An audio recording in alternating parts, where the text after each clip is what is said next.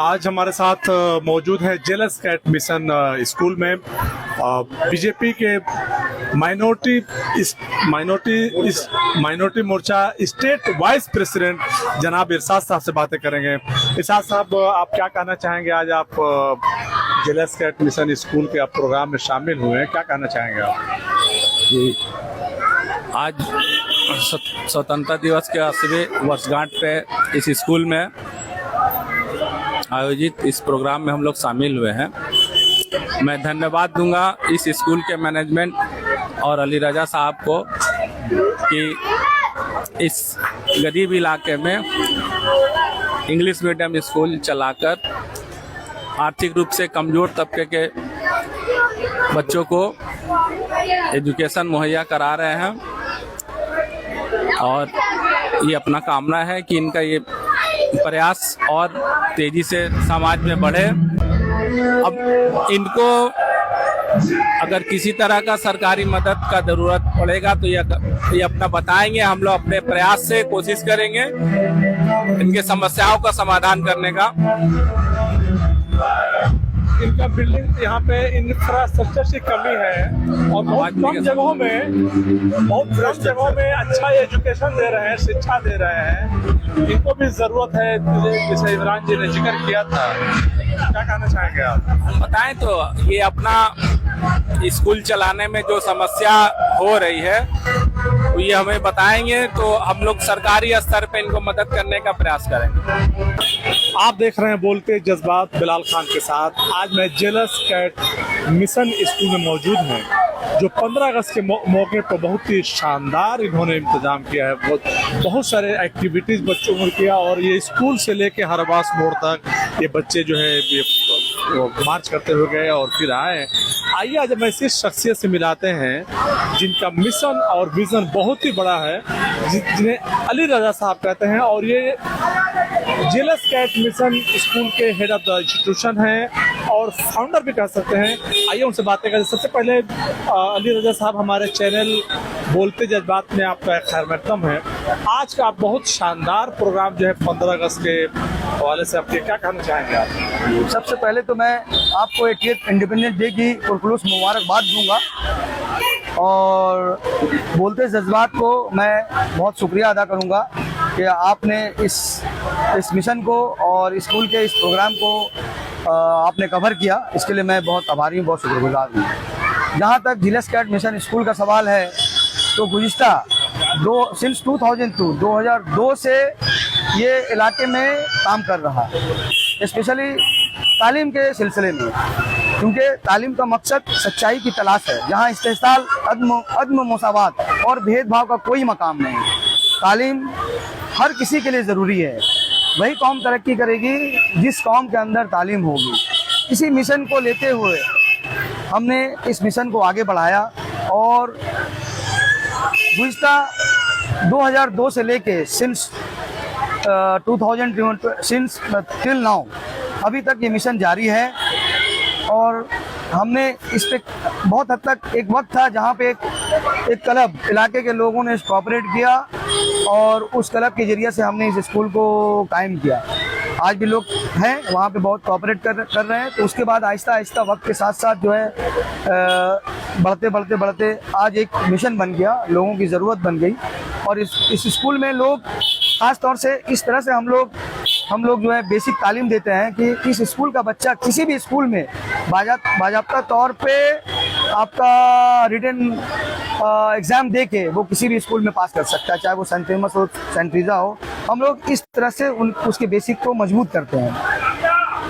और इस स्कूल में सिर्फ इंग्लिश मीडियम नहीं बल्कि हिंदी, बंगला, इंग्लिश के साथ साथ हिंदी और बंगला का भी बुनियादी तालीम दिया जाता है बहुत अच्छे तरीके से। और इस तरह से हम लोग प्रिपेयर करते हैं कि बच्चा जिस मीडियम में चाहे वो बच्चा जा सकता है, चाहे वो बंगला मीडियम में जाना चाहे तो बंगला में जा सकता है, हिंदी मीडियम में जाना चाहे तो हिंदी में जा सकता है।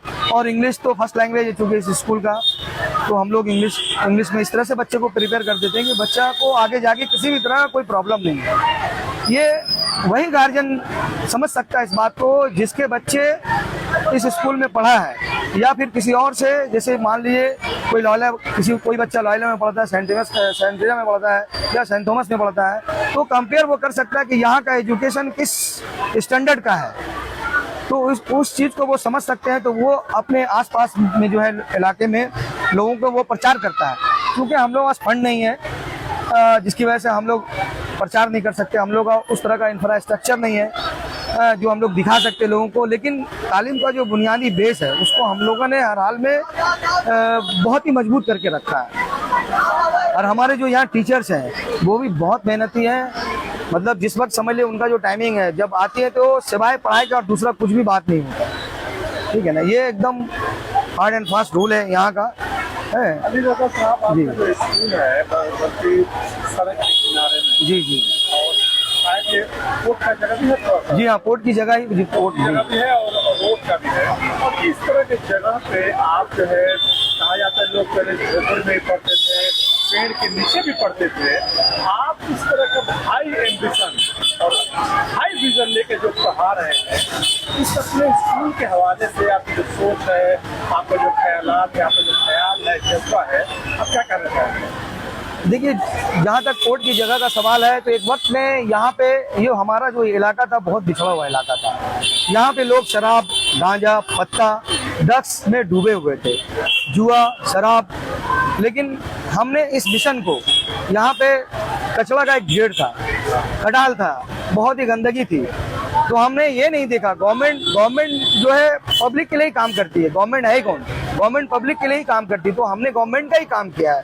गवर्नमेंट के जगह को साफ सुथरा करके उसको एक अच्छा जगह बना के लोगों में अच्छा परिवेश पेश करने की कोशिश की हमने।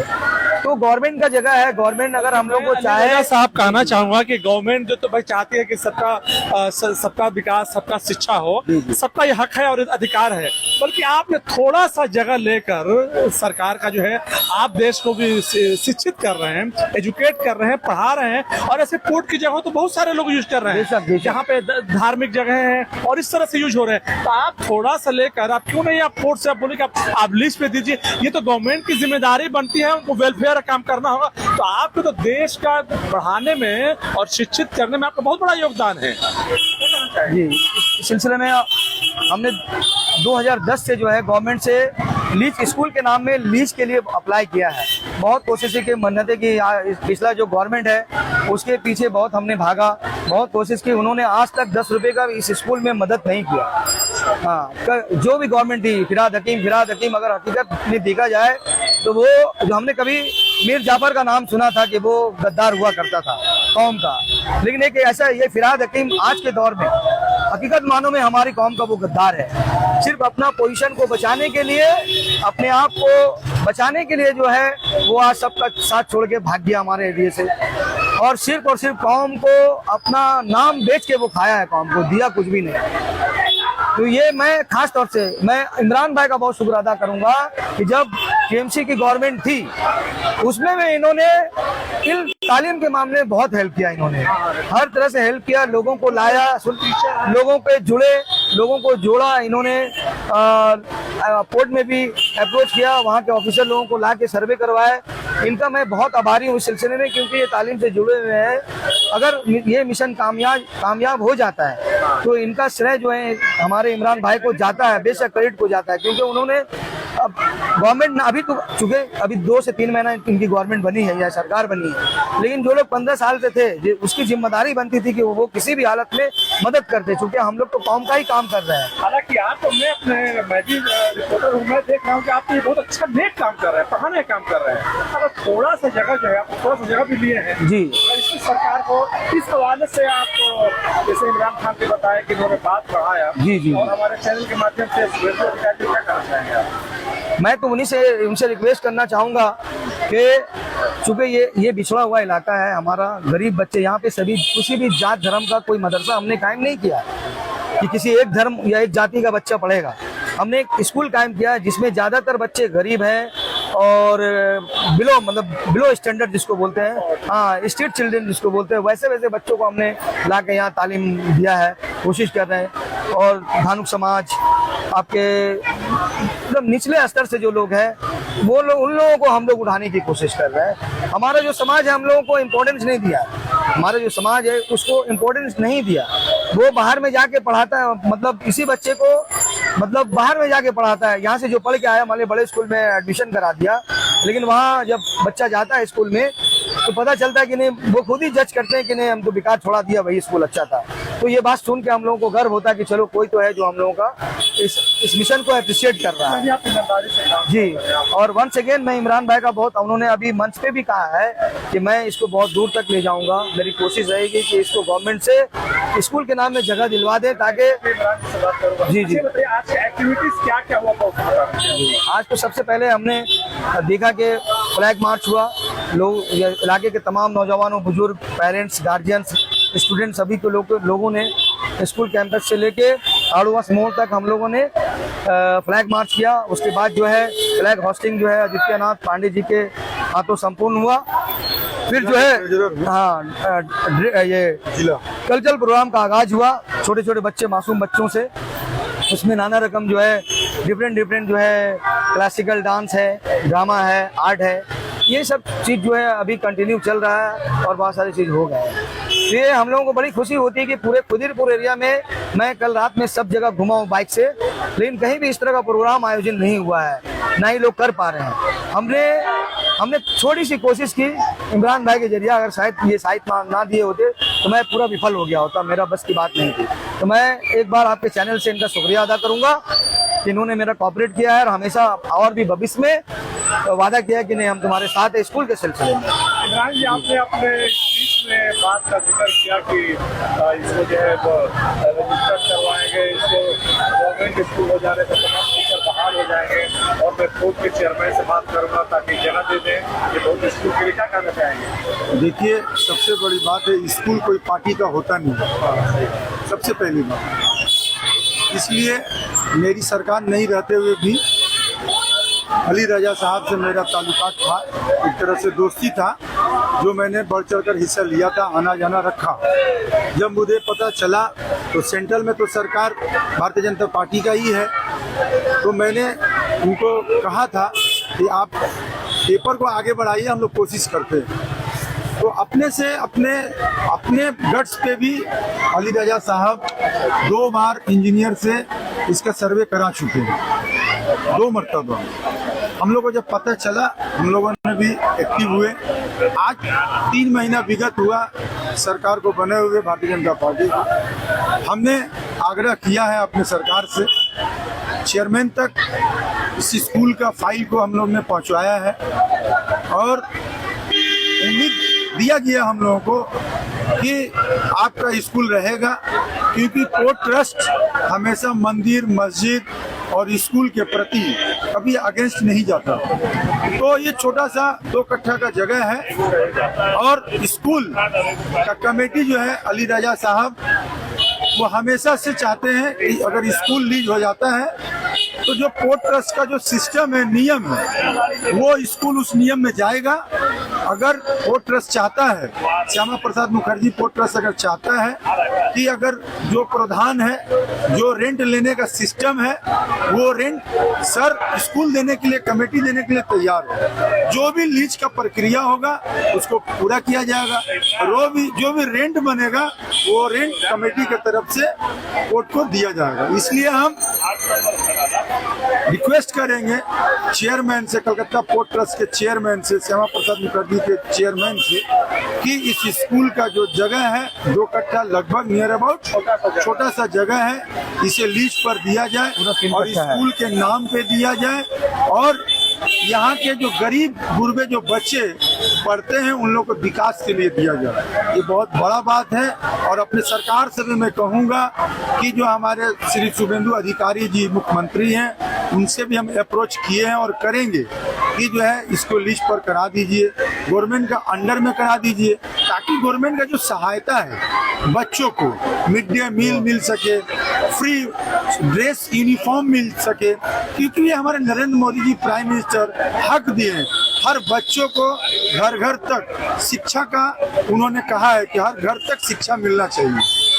तो उसके माध्यम से हम चाहेंगे कि अगर गरीब गुरुओं का बच्चों का अगर भविष्य यहाँ इस स्कूल से बनता है तो port trust Shyama Prasad Mukherjee port trust यहाँ पर बढ़ चढ़ कर हिस्सा ले और इस स्कूल को लीज कर दे, कमेटी को लीज कर दे, इस जगह को लीज कर दे, ताकि यहाँ के लोग के जो बच्चे हैं इस इलाके के वो तालीम हासिल कर सके, शिक्षा हासिल कर सके और अपने देश का, भारत देश का नाम ऊंचा कर सके।